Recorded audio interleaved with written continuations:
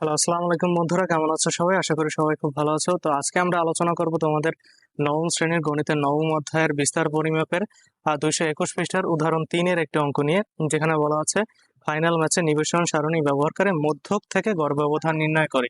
তো এই পার্টে আমরা খুব সহজেই কিভাবে মধ্যক অর্থাৎ শ্রেণীবিন্যস্ত সারণী থেকে মধ্যক নির্ণয় করা যায় সেই কৌশলটি খুব সহজে এবং শর্টকাটে শিখবো।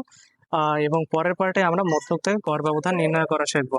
তো ভিডিওর শুরু থেকে একদম শেষ পর্যন্ত আমাদের সাথেই থাকো, যাতে তোমরা এই মধ্যক নির্ণয়ের কৌশল আর না ভুলো এবং একবার শিখলেই হবে তোমাদের। তো ভিডিওটি শুরু করার আগে অবশ্যই আমাদের রিকোয়েস্ট থাকবে তোমাদের আমাদের চ্যানেলটি সাবস্ক্রাইব করে আমাদের পাশেই থাকবে। তো এখানে আছে শ্রেণীবিন্যস্ত উপাত্ত দেওয়া আছে 1 থেকে 4, সীমাগুলো এভাবে দেওয়া আছে 1 থেকে 4, 5 থেকে 8, 9 থেকে 12, 13 থেকে 16, 17 থেকে 20 এবং গণসংখ্যা বা রান দেওয়া আছে আমাদের 24, 32, 36, 38 এবং 40। তো চলো আমরা এগুলো সাজাই মধ্যক নির্ণয়ের কৌশল থেকে।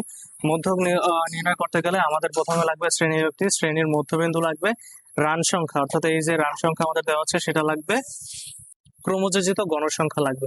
এই সব নির্ণয় আমি তোমাদের এই ভিডিওতে পার্ট বাই পার্ট দেখাবো। তো ভিডিও শুরু থেকে শেষ পর্যন্ত আমাদের সাথেই থাকো। তো প্রথমে আমরা শ্রেণী সীমাগুলো লিখে ফেলেছি, এগুলো হচ্ছে শ্রেণী সীমা বা শ্রেণী ব্যক্তি। তো শ্রেণী ব্যক্তির এবার মধ্যবিন্দু নির্ণয় করবো। মধ্যবিন্দু হচ্ছে xi। মধ্যবিন্দু হচ্ছে শ্রেণীর উচ্চ সীমা এবং নিম্ন সীমা দুটো যোগ করে তারপর হচ্ছে 2 দ্বারা ভাগ করবো। তো 5, 4 আর 1, 5 যোগ করলে হচ্ছে হয় 5 এবং 2 দ্বারা ভাগ করলে হয় 2.5।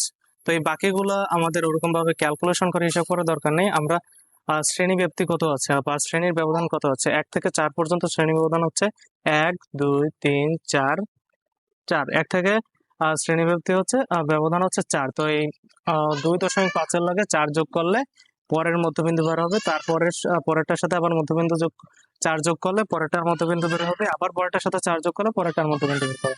তো এবার যদি আমরা 2.4-এর লগে যদি আমরা 4 যোগ করি তাহলে আসে 6.5, এটা হচ্ছে এইটার মধ্যবিন্দু।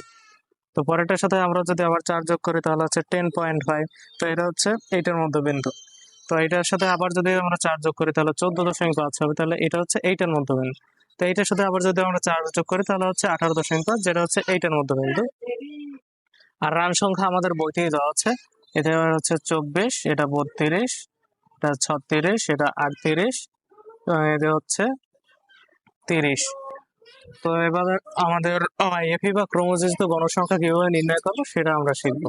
ক্রমযোজিত গণসংখ্যা কি, মনে করো এই গণসংখ্যাটা প্রথমে এভাবে লিখে ফেলি 24। তো এই 32 এবং 24 এই দুইটা যোগ করে যেটা বের হবে,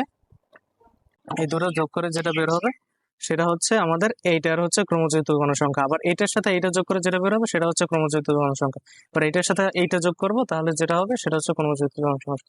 তো প্রথম ক্রমযোজিত গণসংখ্যা ওইটাই হবে, তারপরে এইটার সাথে এইটা যোগ করবে, তারপর এইটা নামাবো, তারপর আবার এইটার সাথে এইটা যোগ করে এইটা নামাবো। আশা করি সকলে এইটুকু বুঝতে পারছো। তাহলে 24 আর 32 যোগ করলে হয় হচ্ছে 56। তো 56 হচ্ছে এইটার, এই 24 আর 32 যোগ করে 56 হয়েছে। তাহলে আবার এই 56 এবং 36 যোগ করে যেটা হবে সেটা হচ্ছে এইটার ক্রমযোজিত গণসংখ্যা, এবং ক্রমযোজিত গণসংখ্যার এফি দ্বারা প্রকাশ করা হয়। তাহলে 56 এবং 36 যোগ করলে হয় হচ্ছে আমাদের 92। আবার এই 92 আবার 38 এই দুটো যোগ করে যেটা বের হবে সেটা হচ্ছে আমাদের ক্রমযোজিত গণসংখ্যা। তাহলে 92 এবং 38 যোগ করা হচ্ছে আমাদের 130। আবার 130 এবং 30 যোগ করলে কত হয় 160। এটা হচ্ছে, আশা করি ক্রমযোজিত গণসংখ্যা নির্ণয়ের কৌশল তোমরা বুঝতে পারছো। তো এবার আমাদের যেহেতু রান সংখ্যা লিখছি, তাহলে এবার এন এর মান হচ্ছে মোট গণসংখ্যা। মোট গণসংখ্যা কত, এগুলো যোগ করলে বের হবে 160। 160 হচ্ছে আমাদের মোট গণসংখ্যা। তো মধ্যক নির্ণয়ের সূত্র কি? মধ্যক নির্ণয়ের সূত্র হচ্ছে মধ্যক সমান সমান M E equal to L plus, এটা নোট করে রাখো, N minus two minus F C into হচ্ছে এইচ বাই এফ এম। যেখানে এল কি, এল হচ্ছে আমাদের মধ্যক শ্রেণী। প্রথমে আমাদের মধ্যক শ্রেণী এখন নির্ণয় করতে হবে। মধ্যক শ্রেণী কোনটা, 1, 2, 3, 4, 5টা ঘর আছে, তাহলে এই থেকে 2টা বাদ দেই, এই থেকে 2টা বাদ দেই। তাহলে মাঝখানের ঘর কোনটা, মাঝখানের ঘর হচ্ছে এই যে 9 থেকে 12, এই সীমাটা হচ্ছে আমাদের মাঝখানের ঘর।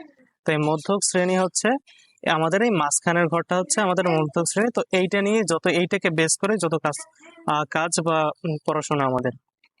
তো এল এর মান কি? এল হচ্ছে আমাদের যেটা মধ্যক শ্রেণী ধরবো তার নিম্ন সীমা। মধ্যক শ্রেণীর নিম্ন সীমা কি? এখানে 9। এখানে মধ্যক শ্রেণীর নিম্ন সীমা কত? 9।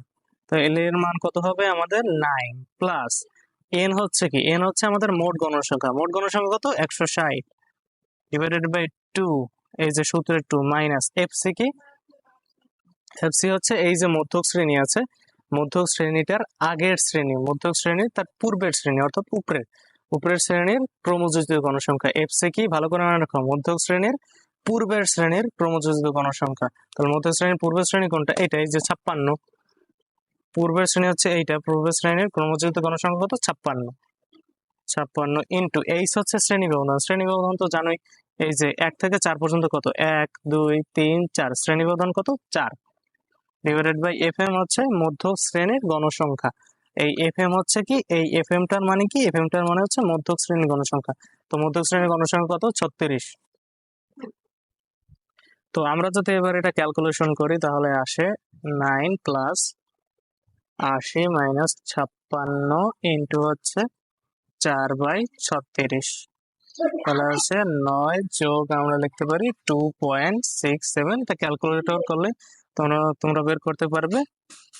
তো আমরা যদি শেষমেশ ক্যালকুলেশন করে যোগ করি তাহলে হচ্ছে 11.67।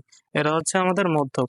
তো মধ্যকের ক্ষেত্রে গুরুত্বপূর্ণ বিষয় হচ্ছে তোমাদের মধ্যক শ্রেণী নির্ণয় করতে হবে। মধ্যক শ্রেণী এখানে যেহেতু 5টা সারণী আছে আমাদের, 1 2 3 4 5টা আছে, তাহলে এই জায়গা থেকে 2টা বাদ দিই, এই জায়গা থেকে 2টা বাদ দিই, যেটা আমাদের মেইন ওইটা হচ্ছে আমাদের মধ্যকের সীমা। তো এল কি? এখানে এল হচ্ছে মধ্যক শ্রেণীর নিম্ন সীমা, এন হচ্ছে মোট গণসংখ্যা, এফসি হচ্ছে যেটা আমরা মধ্যক শ্রেণী ধরছি, এই লাইনটা আমরা মধ্যক শ্রেণী ধরছি, এটার আগের শ্রেণীর ক্রমযোজিত গণসংখ্যা অর্থাৎ 56। এফ এম কি? এফ এম হচ্ছে মধ্যক শ্রেণীর গণসংখ্যা, এফ এম হচ্ছে মধ্যক শ্রেণীর গণসংখ্যা। ভালোভাবে মনে রাখো এগুলো। এবং এইচ হচ্ছে আমাদের শ্রেণী ব্যবধান। তো এই সূত্রগুলো বসাই দিয়ে যদি আমরা মানগুলো বসাই দিই তাহলে আমাদের মধ্যক নির্ণয় হয়ে যাবে। তো আশা করি সকলে অঙ্কটা বুঝতে পারছো। বুঝতে পারলে অবশ্যই আমাদের চ্যানেলটি সাবস্ক্রাইব করে আমাদের পাশেই থাকবে এরকম আরো অনেক দারুণ দারুণ ভিডিও পেতে।